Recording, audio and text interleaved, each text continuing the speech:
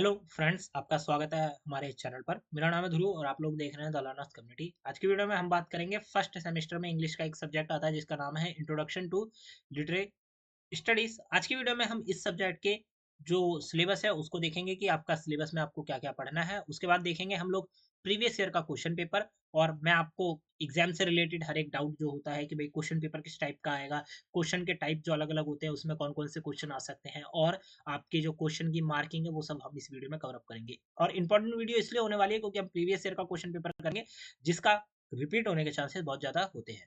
आज की वीडियो में हम ये सारी चीज़ें इसी वीडियो में कवर कर लेंगे। तो चलिए वीडियो को शुरू करते हैं। और अगर अभी तक आपने हमारा चैनल जो है सब्सक्राइब नहीं किया तो प्लीज़ चैनल को सब्सक्राइब करिए। आप लोग न्यू है, चैनल को सब्सक्राइब करके जाइए। फर्स्ट सेमेस्टर के न्यू एग्जामिनेशन की वीडियो हमारे चैनल पर आती रहती है।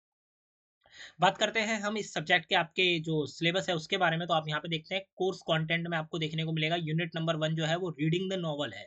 ठीक है, इसमें आपको रीडिंग द नॉवल जो है इसमें आपको तीन चीजें, या हम कह सकते हैं कि तीन जो चैप्टर्स टाइप्स है वो आपको पढ़ने पड़ेंगे। जैन ऑस्टन की प्राइड एंड प्रेजुडिस, ठीक है। फिर उसके बाद प्रिंस एंड ग्रेल जी की जो है नैरेटोलॉजी, ये आपको पढ़नी है। और उसके बाद कॉल एन की a new province of writing, ठीक है। The domain of the novel, reflection of some historical definitions, ये आपको पढ़ना है पहले यूनिट में। ठीक है, इसमें आपको रीडिंग द नॉवल है, मतलब नॉवल से रिलेटेड चीजें आएंगी। यूनिट नंबर 2 जो है वो रीडिंग पोइट्री है। ऊपर वाला नॉवल था, तो यहाँ पे जितने भी आपके चैप्टर्स हैं वो नॉवल बेस्ड पर होंगे। ठीक है, अब जो नीचे आपका यूनिट नंबर 2 है उसमें रीडिंग पोइट्री है, उसमें आपके जितने चैप्टर्स होंगे आप देख सकते हैं यहाँ पे अराउंड 4-5 चैप्टर दिए गए हैं। ठीक है, 4 चैप्टर दिए गए हैं, 4, 5, 6, 7, 8, 5 चैप्टर दिए गए हैं। ठीक है, और ये सारे के सारे आपके पोइट्री बेस्ड पर है। जैसे कि ऑन हिज ब्लाइंडनेस आपका एक हो गया, फिर कंपोज अपॉन वेस्टमिनिस्टर ब्रिज हो गया। ठीक है, 341 after great pain, where the mind is without fear, ये सारी चीजें। ठीक है, मैरी जो सेल्टर एंड जॉन स्टॉलवर्थ की जो है आपकी जस्टिफिकेशन एंड पोएटिक सिंटैक्स, ये हर चीजें। ठीक है, आगे आप देखेंगे तो यहाँ पे आपका यूनिट नंबर 3 आता है जो कि आपका ड्रामा बेस्ड है। ठीक है, आप देख सकते हैं नॉवल बेस्ड है पूरे के पूरे 3 चैप्टर, 5 चैप्टर आपके पोइट्री के ऊपर है। उसके बाद आपके बचे हुए जो देख सकते हैं ये 9, 10, 11, 12, मतलब 4 जो चैप्टर है आपकी एक तरह से ये आपके ड्रामा बेस्ड पर है। यहाँ पे आपका ड्रामा दिया गया है, चैप्टर पूरी बुक में जो ड्रामा कवरअप है वो आपको यहाँ पे देखने को मिलेंगे। ठीक है, जैसे तारा हो गया, उसके बाद ड्रामा एंड इंट्रोडक्शन हो गया। ठीक है, it must flow a life in theatre, और आप आखिर में आ जाता है इंट्रोडक्शन। तो ये जो 4 है ये आपको पढ़ने हैं, ड्रामा बेस्ड आपके चैप्टर्स हो जाते हैं।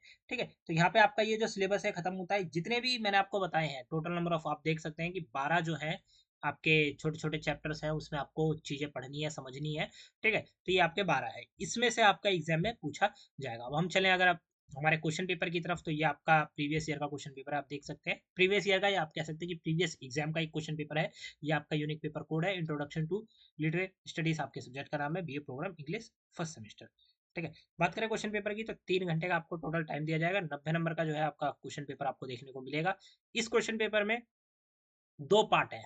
This question paper contain 2 parts. ठीक है, बोथ पार्ट्स आर कंपल्सरी, दोनों पार्ट कंपल्सरी है, पार्ट ए और part B. Candidate have to answer all question in part A and 3 question in part B. ठीक है, सारे के सारे क्वेश्चन, मतलब आप देख सकते हैं कि पार्ट ए में आपको टोटल 3 क्वेश्चन मिलेंगे, तीनों के आंसर देने हैं। ठीक है, पार्ट बी में आपको 3 से ज्यादा क्वेश्चन मिलेंगे, उसमें भी आपको 3 ही क्वेश्चन के आंसर देने हैं। ठीक है, टोटल आपको 6 क्वेश्चन के आंसर देने हैं। 10 नंबर का ए पार्ट हो जाता है, मतलब ए पार्ट में जितने क्वेश्चन है 10 नंबर के, बी पार्ट में जितने क्वेश्चन है 20 नंबर के हो जाते हैं। अब हम चलते हैं हमारे क्वेश्चन की तरफ। ठीक है, तो आपका पार्ट ए यहाँ से चालू होता। पार्ट ए में क्वेश्चन नंबर 1 जो है वो 2 पार्ट में डिवाइडेड है, पार्ट मतलब ए और बी में। ठीक है, ए और बी आप कोई सा भी एक आपको करना है, क्योंकि और का ऑप्शन आप देख सकते हैं यहाँ पे दिया गया है। ठीक है, और का ऑप्शन दिया गया है, तो चाहे तो आप बी वाला पार्ट अटेम्प्ट करिए, चाहे तो आप ए वाला अटेम्प्ट करिए। ए में क्या पूछा गया, happiness in marriage is entirely a matter of choice. ठीक है, ये क्या है, एक लाइन है, ये स्टेटमेंट टाइप की है, क्योंकि आप देख सकते हैं यहाँ पे कोर्ट में दिया गया है।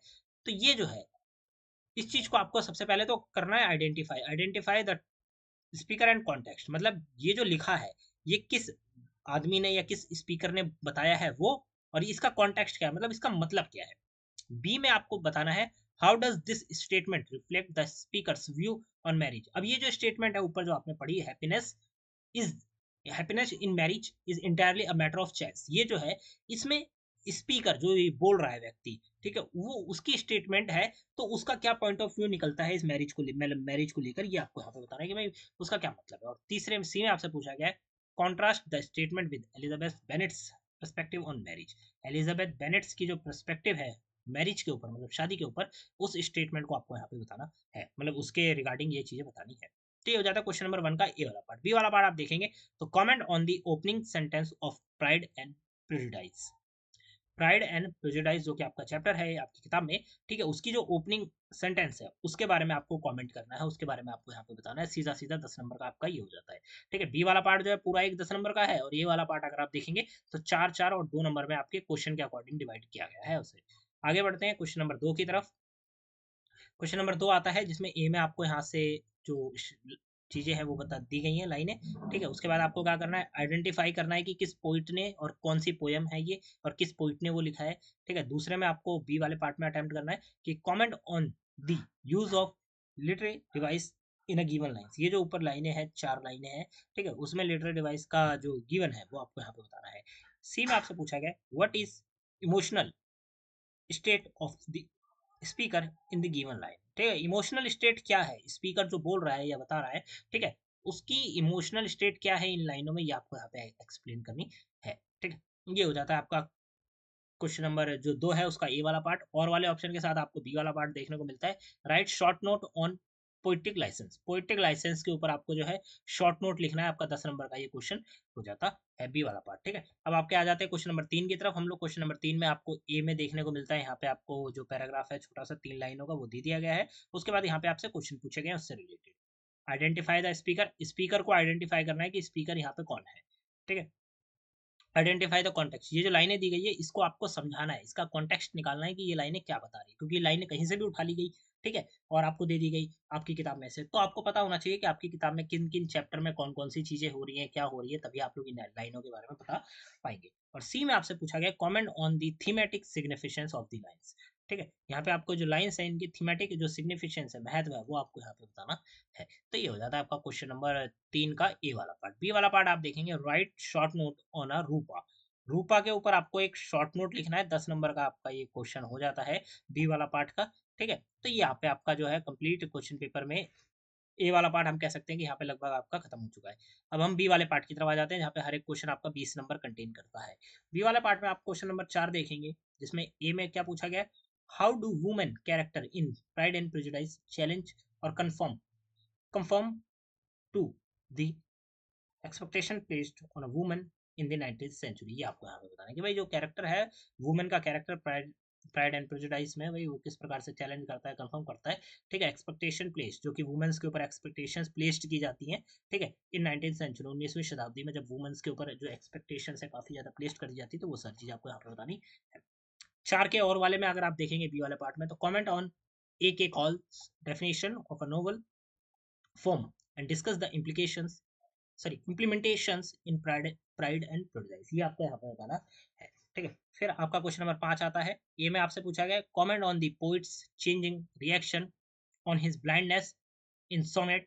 ये आपको यहाँ पे दिया गया है, यहाँ पे लाइन, ठीक है। ब्लाइंडनेस और सोनेट है उसको आपको यहाँ पे बताना, उनका रिएक्शन जो होता है, चेंज ऑफ रिएक्शन, वो आपको बताना है। और वाले ऑप्शन में आपसे पूछा गया बी में कि discuss how the city and its natural surrounding are complementary in William Wordsworth compose upon Westminster Bridge. ये आपको यहाँ पे बताना है।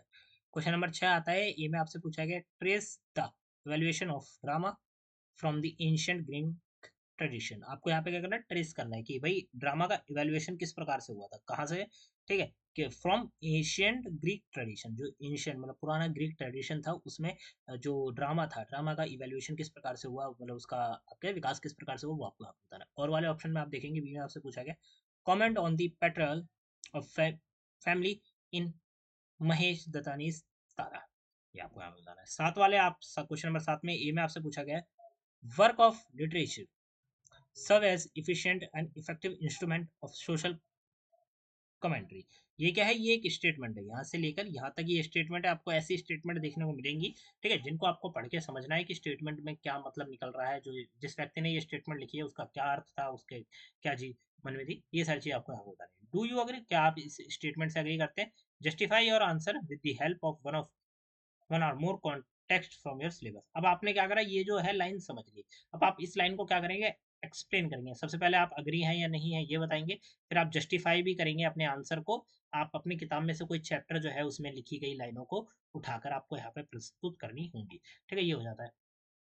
क्वेश्चन नंबर 7 के बी में अगर आप देखेंगे तो examine the concept of class with reference to any text in your syllabus.